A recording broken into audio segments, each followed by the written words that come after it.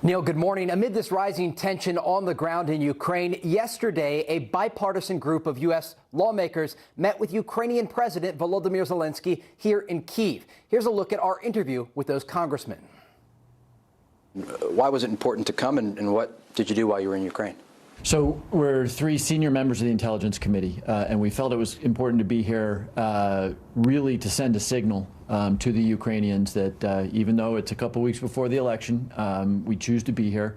Even though it may be a little bit risky, we choose to be here to send a signal that on a bipartisan basis, the United States is committed to this fight.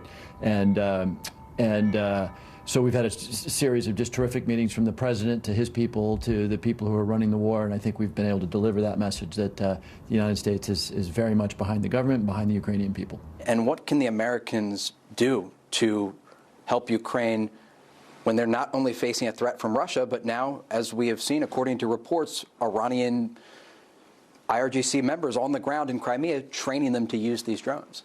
The fact that Iran is here illustrates the weakness in the Russian military, and that's something I think that is to somewhat a success as a result of what Ukraine has done with our support. But now, of course, we need to rise to that threat together, and there certainly are things that we can do as the threat evolves and changes. We have an ability to help and support them, as do all of our NATO allies and the European allies. We're not the only ones here. The United States is working diligently to make certain that we're not the only ones providing support to Ukraine.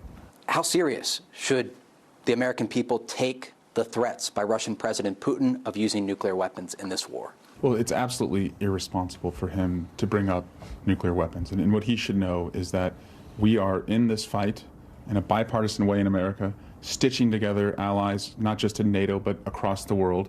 And we're going to continue to fund the Ukrainian effort until Russia leaves Ukraine. But to elevate it to that level is absolutely irresponsible. It's reprehensible, and I don't think it's worthy of a tit for tat to give him what he wants in that back and forth of the rhetoric. Thank you very much for your time.